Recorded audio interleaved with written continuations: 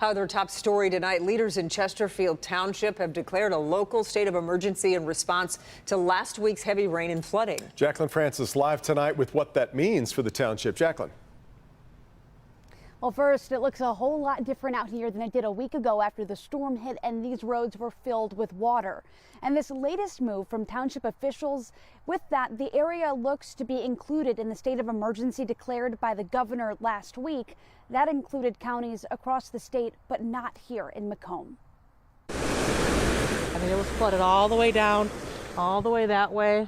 And it was just, I mean, cars were getting stuck, they're getting towed. It was just a mess. This Chesterfield Township subdivision is still recovering from last week's heavy flooding. Everything was flooded all the way around here. Cars were coming down, causing a wake. Up to the garage, the water was flowing. It was like a no-wake zone. Dan Smith said his basement flooded. So did the house across the street. It's just a mess. I gotta try to clean it up.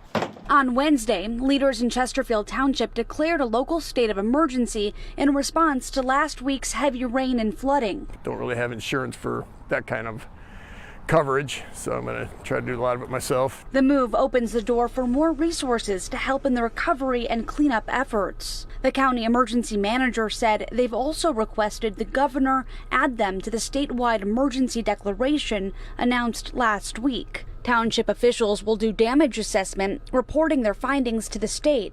It'll then be up to the state to decide if there's money for reimbursement. We're told any funding for individual homeowners would have to come from federal aid. As a homeowner, it'd be wonderful I could get something on it from the city or from the federal government, FEMA, but as of now, I'm just worrying about myself and doing what I can to get the house kind of cleaned up so I can enjoy my basement again.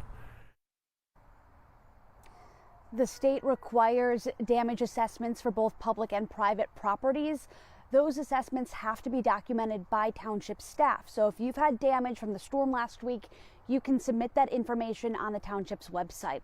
Reporting live in Chesterfield Township, Jacqueline Francis. You got it. All right, Jacqueline.